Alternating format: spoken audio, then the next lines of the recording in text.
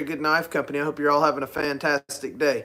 I'm going to do some blade work here, and I figured I'd just go ahead and go live. I'm a little unorganized today, so I'm just going to bring you along with me.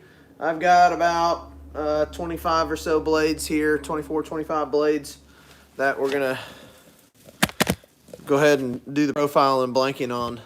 They're all drilled and marked, and I'm going to just run it. So you'll be along with me here for a while. I don't know how long I'm going to be on this live stream. No idea at all. All I know is that I've got a bunch of work to do, so you'll be here with me. Let's get started.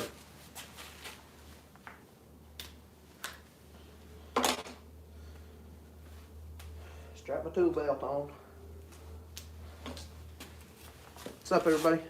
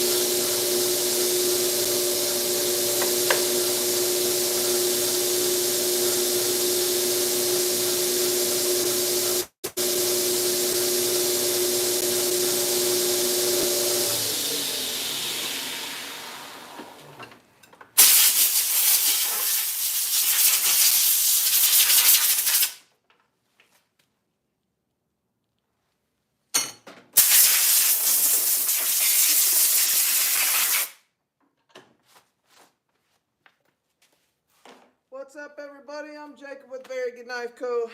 There was not this many people when I started a whole hour ago. I have not lifted my head much. So, what you guys have stumbled into me doing is a bunch of profiling. And the last 5 blades that I did, if you've been here that long, were completely improv. That was just... Well, this one will be Signature Series number 8. Just came out. You guys saw it. I don't really bother too much with planning them out. They just come out. Hey, Steven, how you doing, bud? Yep. This one, I don't know. It came out. It's almost like a little bit of Nest Monkey on the spine, but not so much on the, well, I guess it would be kind of a narrow Nest Monk, but I'll probably do like a big old deep hollow grind or something on this. As far as like the regular models, those, like, this is a Revelation. They're pretty damn close. They're pretty close. Yeah, it's like a Nest Monk Spear Point hybrid. I don't know where it came from. It just, I grind until I feel like that's good. I grind until the ancestors tap me on the shoulder and say, that's good, son. Oh, yeah, it's pretty cool. And these 2 kitchen knives that I did, so one of my big-time supporters, Chad Griffin, with Griffin Pipe Co. Guys, if you're not following Griffin Pipe Co., go do so. What's up, Zachary? Hey, Zachary, I just opened your package just a little bit ago. And I was going to do a video here just a little while ago. So I have to do this. I just have to at least do a run. Zachary drew this up. VGKC Lone Star, Revelation handle, or similar. And like a reverse Tanto with a hollow grind. Yeah, I'm going to do a run of these. No doubt. I guarantee you I'm going to do a run of these. I have to. Zachary has been too dang good to me, you guys. He sent me another box. And Becca went and got it when she dropped off at the post office yesterday. He sent me a letter, said, hope all is well with you and your family. I wanted to sincerely thank you and Miss VGKC for allowing me to place 2 additional orders with you. I'm in the process of slimming down my knife collection, so instead of selling them, I thought, why not give them to you? A few more knives add to your collection. Also wanted to get your thoughts in an attempt to add a knife sketch I had using one of the Revelation handles and a fancy blade shape resembling a reverse Tanto as before. Please enjoy the rest of your day. Zachary Schmidt. Thank you, Zachary. Thank you, buddy. I really, really appreciate you. This is what he sent me, this sketch, and I'm into it. I might tweak just a few minor changes here and there, but I'll get it pretty close to this. This one's got a sharpening choil and a hollow grind. Reverse Tanto, yeah, definitely doing a run of these. Might just be one run, who knows? Might be several runs because everybody might really like it. But this is what he sent me. Guys, check this out. He sent me another box of blades. This is a half-face blades. Rebecca robbed the ulti-clip off of it right away. Oh my gosh. This is a half-face blades. In S45 VN. This is Crow Featherlight. Ironwood, red micarta, and carbon fiber. Dang. Half-face blades are all Indian or Native American inspired. That's pretty cool. All crafted by a Navy SEAL and his team. That's pretty awesome. This blade is just pretty sweet. S45 VN. It looks milled bevels. If not, they're jig bevels. Pretty sweet. Pretty sweet.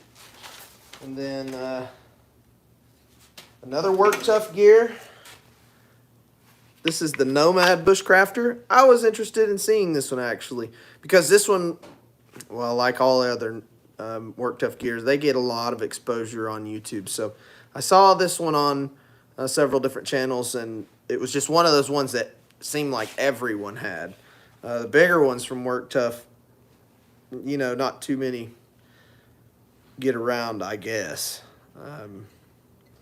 But it seems like a few people have the bigger ones, but it seemed like everyone that I saw had this one, the Nomad Bushcrafter. I was interested in checking it out. It's in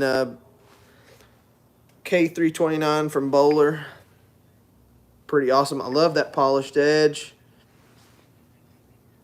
Red G10 and black, red and black G10, and a little lanyard. Pretty sweet knife. Pretty sweet knife. And that's, I mean, I love me a big old clip point. And look at this. A SOG Tech Buoy in AUS 8. Yep. He sent me all three of those. And that's not all. He sent me a box a couple weeks ago. Well, I put them in my backpack. Of all kinds of other awesome knives. Zachary, thank you, my friend. I appreciate you. This is awesome. My favorite one of the three for sure. I do like me a SOG every now and then. I'll tell you what. The sharpest knife that I ever touched was a SOG. I don't remember what model it was, but it was a long time ago, and I cut the hell out of myself on it. Somebody sent it to us. This was a solid like 10 or 12 years ago.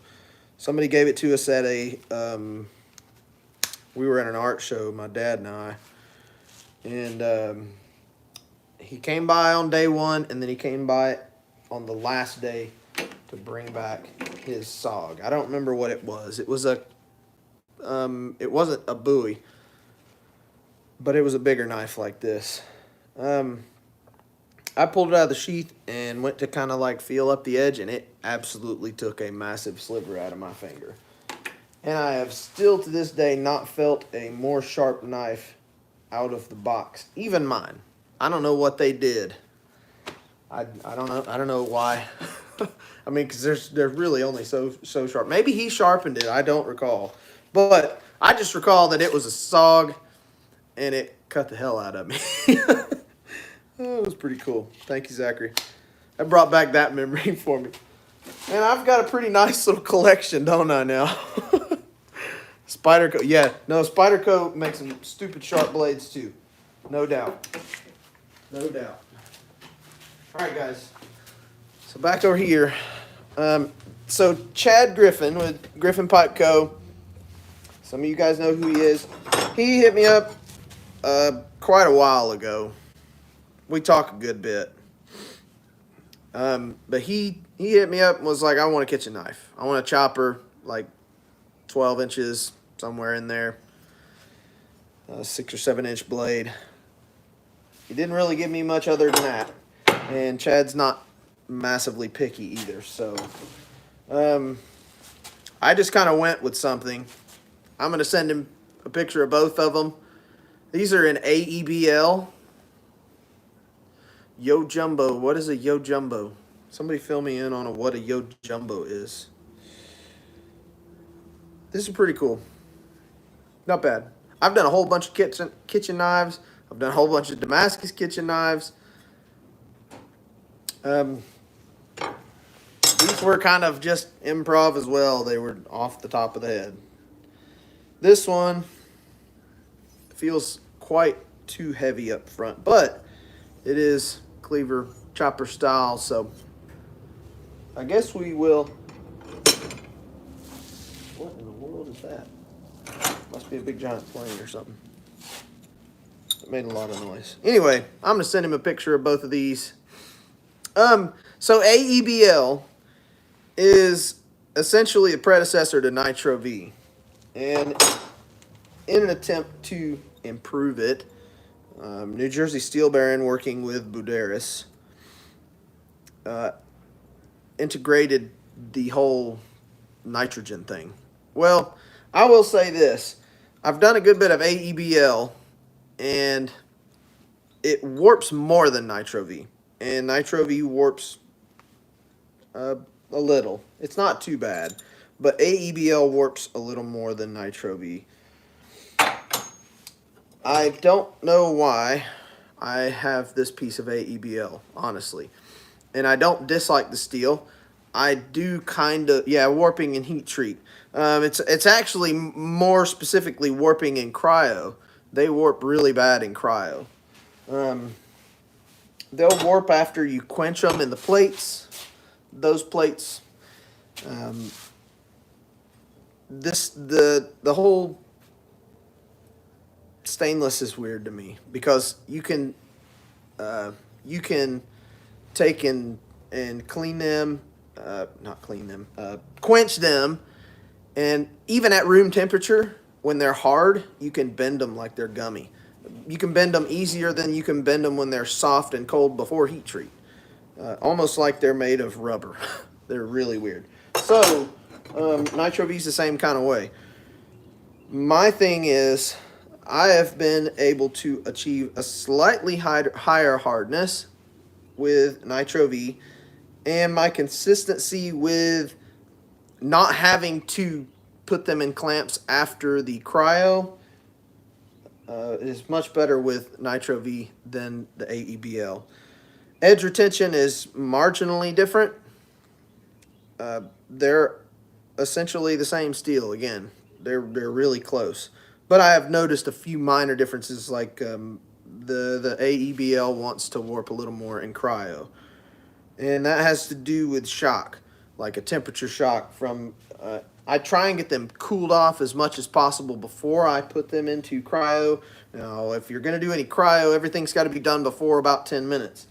They've got to go into cryo a solid 3 minutes, 2 minutes, 30 seconds would be even better after quench. However, the hotter they are, when you stick them into cryo, the more they're going to warp. So I shoot for that whole 5-minute mark just because that's about what it takes. And then to get them out of the kiln, stick them in the plates and quench them, I shoot them with air. I blast them with air in between the plates.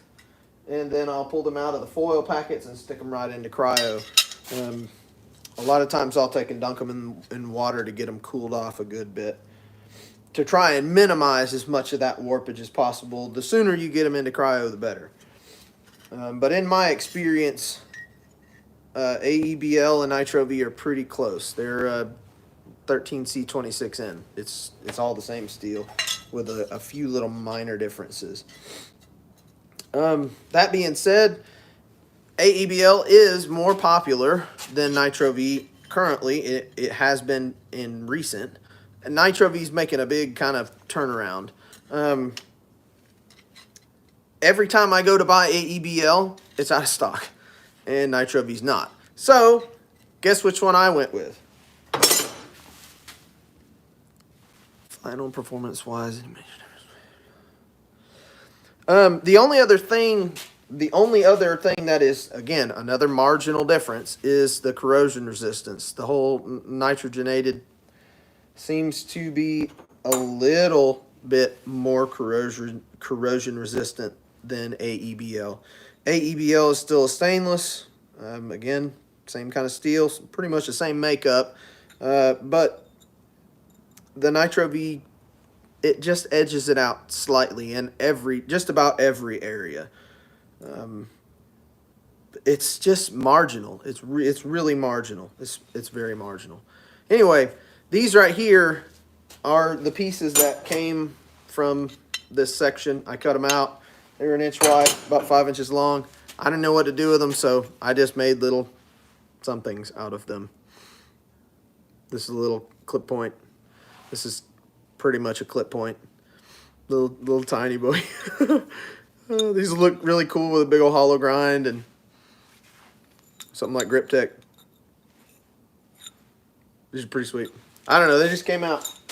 And then that Signature Series. But other than that, I've got a Signature Series versus Scrapyard Series. Yeah, exactly. So the Signature Series, what happens with those is I'll actually have a piece like this that is, so this was the end of a cut.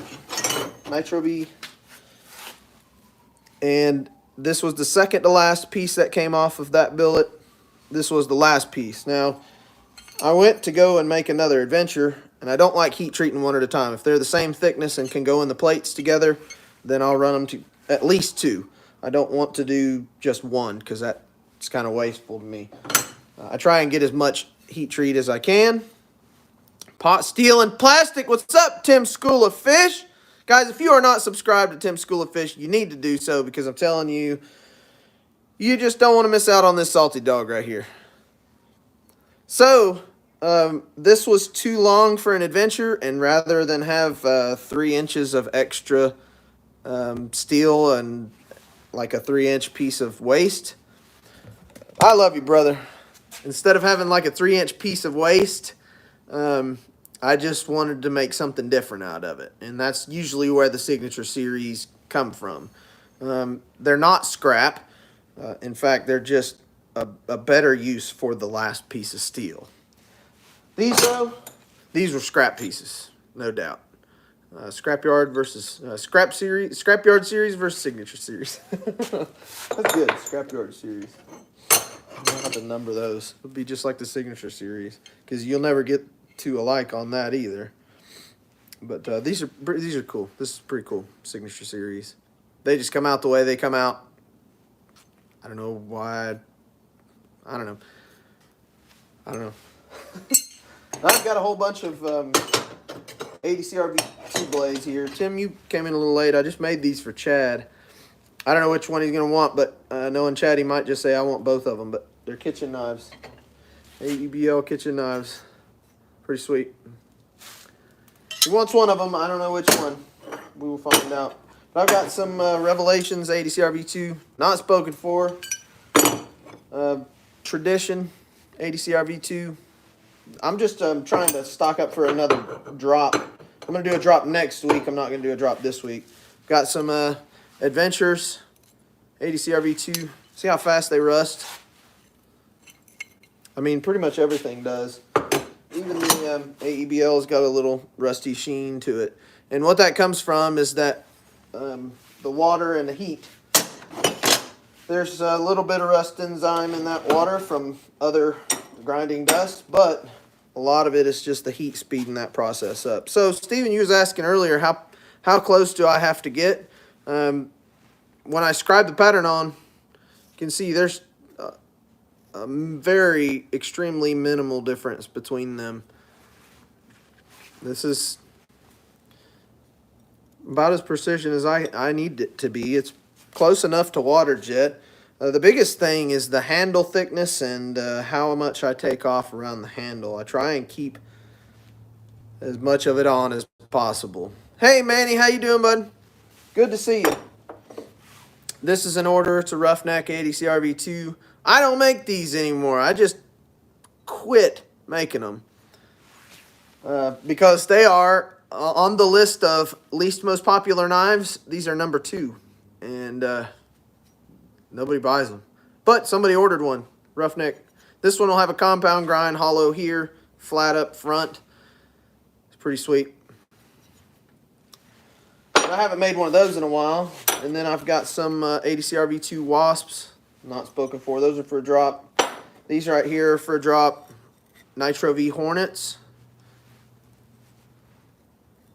These ones I drilled with 3/16 holes. I'm going to do some counterweight reduction on these, but I always do that after profiling. That way the holes don't get in my way. Or I always end up with these little bits on the end that I have to chamfer off. I don't like to do that until after the knife is profiled, because a lot of times I'll take and grind all that little drill slag off the other end. And if I do that before I grind them, I'll lose the pattern that I just scribed on. That's kind of the idea. Hoping to stock up for Blade Show. I'm willing to bet that I don't have anything left next week. That's just the way things have been going. I don't know what I'm going to do for Blade Show, honestly. Man, I hope that I don't have much for Blade Show, because that would mean I do really good in between now and then. So like I said on my last video, I'm just going to do whatever and drop them every other week. They'll all just be random drops. So these, I'll do something different with the Revelations. I've got some Grip Tech coming. I've also got Cerakote coming. I went to Harbor Freight yesterday and got myself a new toy. I'll show you. Show you my new toy. Since I've been doing more Signature Series, and I want to do more of the Signature Series, I want to do at least 4 a month and try and like 1 a week. But I got me a new 12-inch disc sander, and all this does is square things up and make them super flat. For instance, I've got some curly maple, and these are impossible to see the pattern on. These are really, really, really nice. Excuse me, really nice curly maple slabs that will get gray liners and go on a wasp probably next week.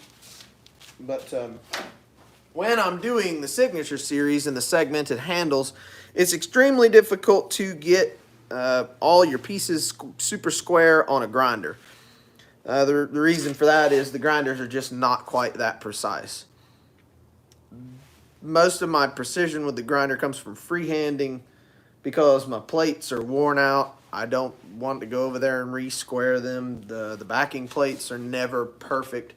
This machine right here is a whole lot easier to get things super square. Just that right there alone will square a face up a whole lot easier than the grinder, because the grinder has a tendency to take too much off. This does it a little slower. So I'll be using that a good bit. I also got a bunch of 80 grit blasting media for the cabinet, and I'm going to be doing some Cerakote. I went and got me an HVLP touch-up gun. I'm going to build myself a little paint booth in the back room, and I'll oven cure the Cerakote as well. I already have a setup for that, like a hanger setup, because I was doing powder coat before, and my oven already has little hangers for it in there. Yeah, she's coming around to... Did you already cut one out? I did. It's over there on the bench. You need me to put a sharpening choil in it? Okay. I saw that email. All right. I got to actually cut a couple of sharpening choils in these Revelations, so we'll do that. I got to cut a sharpening choil in this Roughneck here.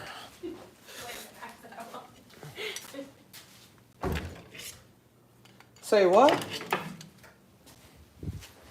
All right, that's a little big of a sharpening choil.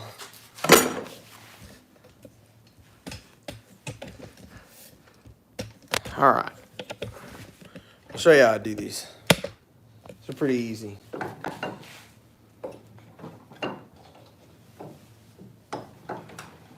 Turn my vise around here. This is the only vise that I have that actually stays put when I tighten down the base. All my other ones I have to use the hammer to beat the heck out of them to get them to stay put. All right. So these, I actually go ahead and start them. I'll just cut a little notch. And I had a little extra steel on this one. I tried to drill it, which is what I did originally, but yeah, it didn't work out the way I wanted it. Back to the file. I use a super coarse file first. My goodness, that is annoying.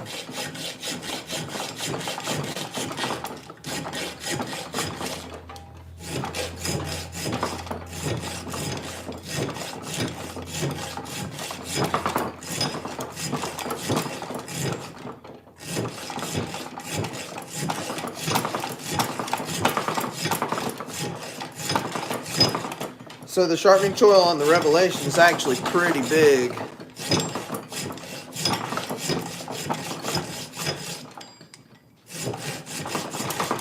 little bigger than I usually do.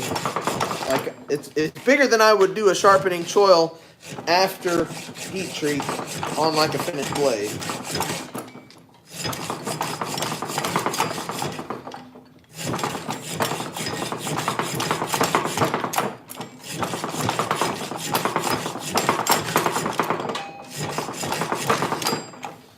Yeah. Then I finished with a finer file. This is a chainsaw file. A 1/4 inch though. I don't know if many chainsaw teeth that big. There we go. Nice and annoying. Everything on the bench shaking. That's enough to drive me nuts. All right.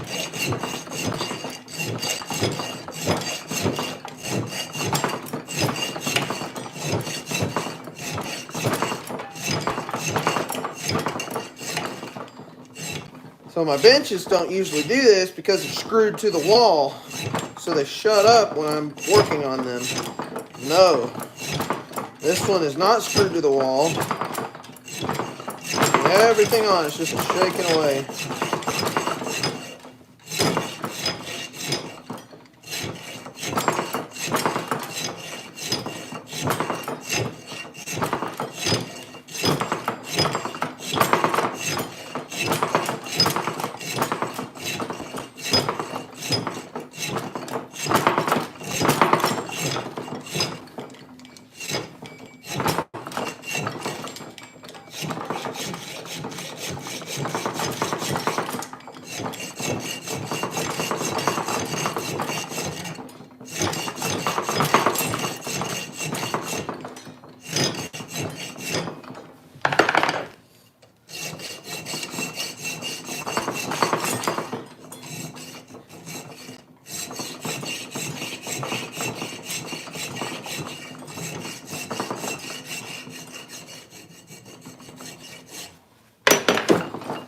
Here's another one.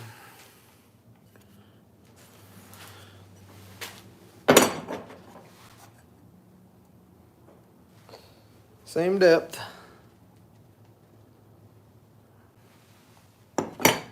All right. Make use of her note. This one ought to be a pain in the neck. Pain in the rough neck.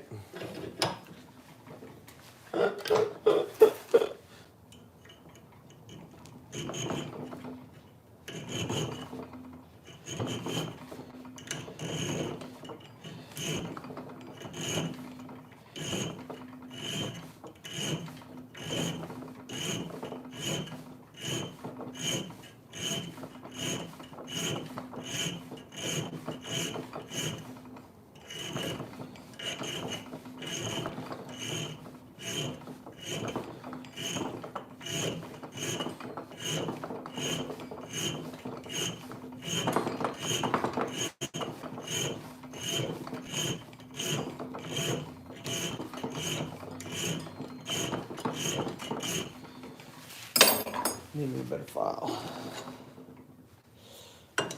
That is whoop. Be right back.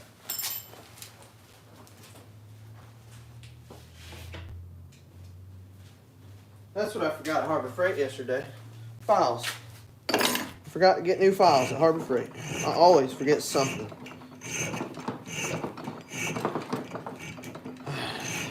Oh, I gotta go back.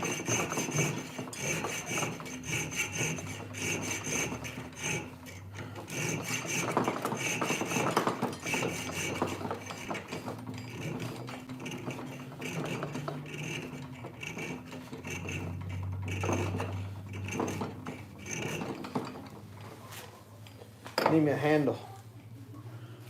Put my handle on these. I gotta find me a.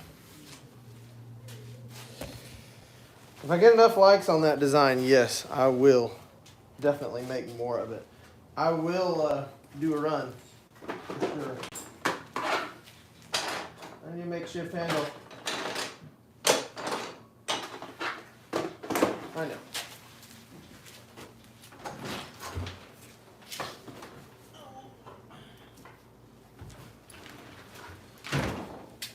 Oh, Gabe's in here now. Where you at? What's up, Gabe? How you doing, bud? I'm not doing knife stuff right this second. I'm improvising a handle for my file because I'm getting tired of this.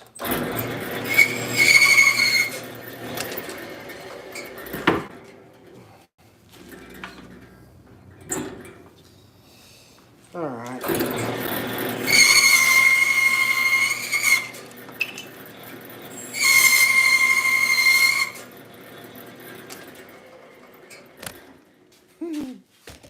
You guys are just gonna get a shop tour, or not a tour, a shop workover today. Dude, watch me do stupid stuff.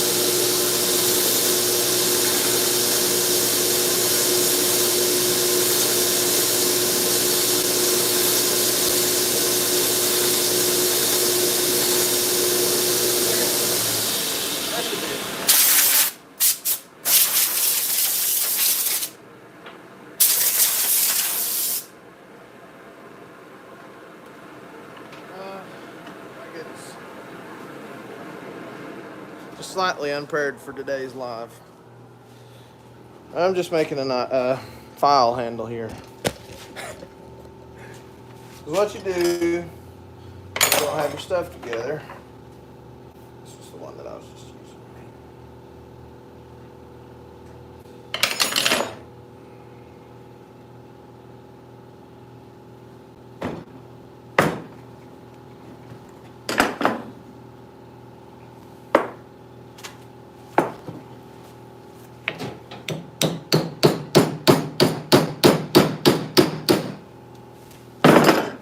Voila, file handle. All that finished this sharpening tool. You guys want to know why I don't like sharpening tools? Because I don't do them so often that the files I use to cut them don't have handles. I gotta make handles on the fly.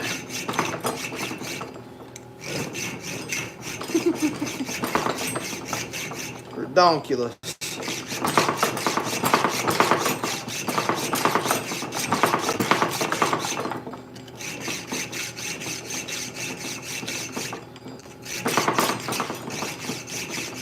Alright, no more wanted a sharpening tool in his roughneck. And he got it. Voila.